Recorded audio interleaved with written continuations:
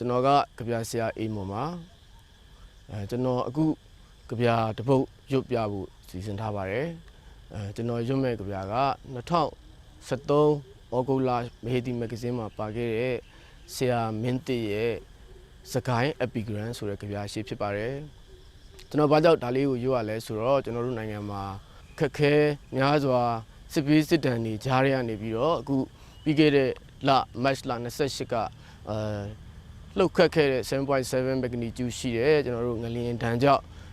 စစ်ဘေးရောကပ်ဘေးရောကိုကျွန်တော်တို့ကပြည်သူပြည်သားတွေကခံစားနေရပါတယ်အဲ့ဒီအတွက်ကျွန်တော်နုပညာဆိုင်ရာအားဖြည့်မှုစိတ်ရဝိုင်းဝန်းပံ့ပိုးနိုင်မှုလို့ကျွန်တော်ယုံကြည်တဲ့အတွက်ကျွန်တော်ဒီကြပြလေးကိုကျွန်တော်ကျွတ်တာဖြစ်ပါတယ်ရဆရာမင်းတစ်ရဲ့စကိုင်းအပီဂရန်ဆိုတဲ့ကြပြဖြစ်ပါတယ်စကိုင်းအပီဂရန်စကိုင်းတဲ့ဘုရားသခင်ရဲ့လှပဆုံးလက်ရတစ်ခုပေါ့စကိုင်းတဲ့အေယော်ရီရဲ့နှလုံးသားတိမ်ထားတဲ့နေရာလေးမြမပြည်တနန်တလျာမြောက်ဖျားကနေတောင်ပြားစီးသွားတဲ့အေယော်ရီဒီနေရာမှာတော်လှန်မင်းဝန်ထံဥခိုက်ဝတ်တွားအရှိကနောက်ကိုစီးသွားရဲ့မြညာသားတို့ကြည်လဲကြမြစ်ချေသားတို့ကြည်လဲကြခိုင်းမှာအေယာဝတီတဲကနေထွက်တယ်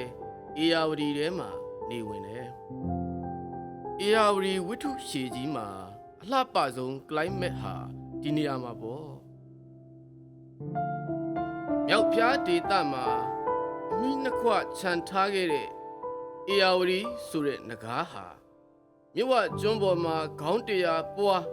ကပ်ပလီပင်လေတဲ့ငုတ်ရှိုးသွားအသေးနှလုံးကိုတော့စကိုင်းမှာထားခဲ့တဲ့အဲ့ဒီနဂါးဘော်ကကင်းချီများစကိုင်းတရားတဲ့လေစကိုင်းတဲ့မရင်မရိုင်းမြို့စကိုင်းတဲ့သစိမ့်တွေကပြောကြတာလေဟုတ်ကဲ့လူယိုလေးနဲ့ခန္ဓာလှပတဲ့မြို့တစ်မြို့ပါပဲပုံညတောင်စီဤလျက်မလင်းအဝင်းအုပ်မှိုင်းစကိုင်းတစ်ဖက်တဲ့ရှင်ထွေးနာသိင်ရဲ့လက်ဖြားဘုရားသခင်ရဲ့စကလုံးများစီးဝင်လှုပ်ရှားရင်ခုန်သွားဒီမြေကိုရောက်ဒီရေတောက်မိရင်အနုပညာသမားတို့ရဲ့ဘဝင်ညှုတ်ဆွဲတိုးဝိဖမ်းယူငင်အပြန်ကင်စာဖွဲ့ကြအပြန်တွင်ရေးဖွဲ့ကြရေးခဲ့ကြတဲ့စကိုင်းအလား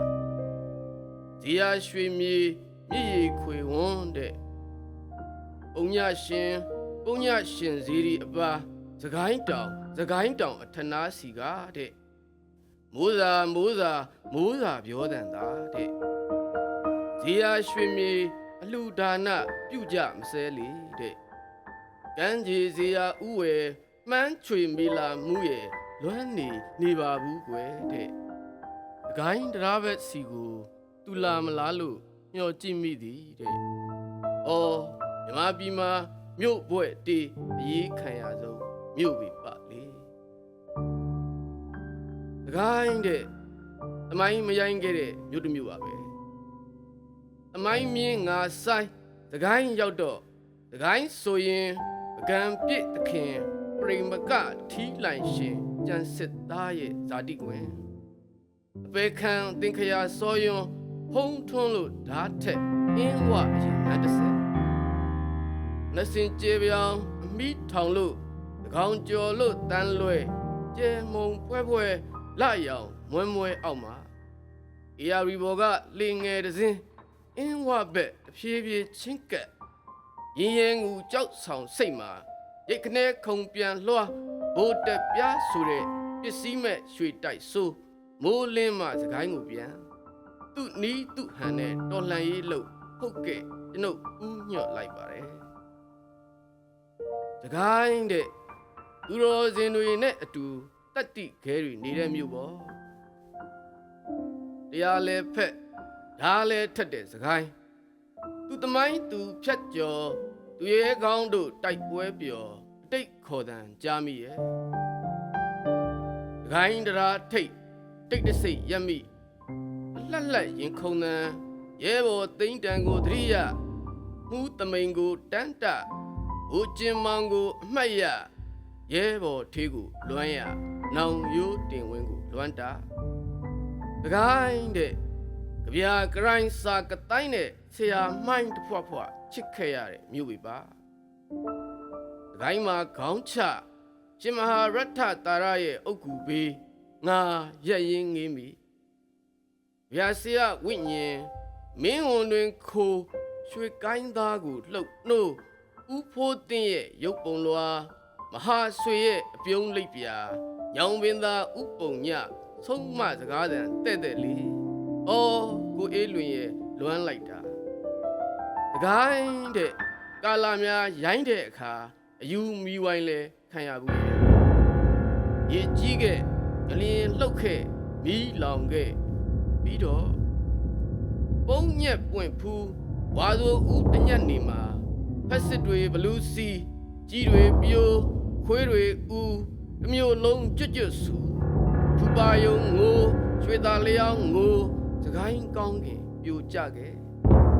နောက်ကြည့်ကျွန်းဆိုတဲ့အမိဟောင်းအလောင်းကြည့်ကျွန်းလို့ပြောင်းခဲ့ရကာလမကောင်းခက်ခရောင်းကိုလဲ့ဆောင်ကြည့်မိတရိယာရင်စကိုင်းဟာမျက်ရည်ကျဘူးလေစကိုင်းတဲ့လောကရန်ရဲ့မိတ်ဆွေရင်းကြီးပေါ့ဘဝကိုမကျင်နဲ့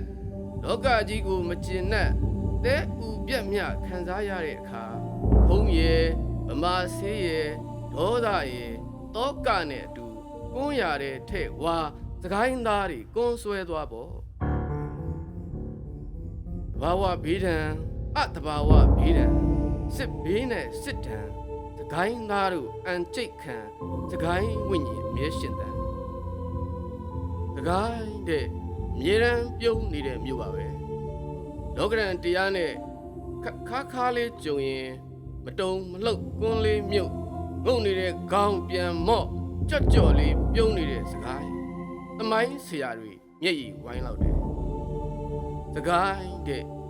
ပျော်နေသေးခဲ့တဲ့သူရဲ့ကောင်းတိုက်ပွဲပေါင်းက300ထောင်ဒီလိုနဲ့အသက်1000ပြည့်တော့မယ်မင်းတဲ့ပြောင်ရွတ်ဖတ်သူကကျွန်တော်အေမွန်ဖြစ်ပါတယ်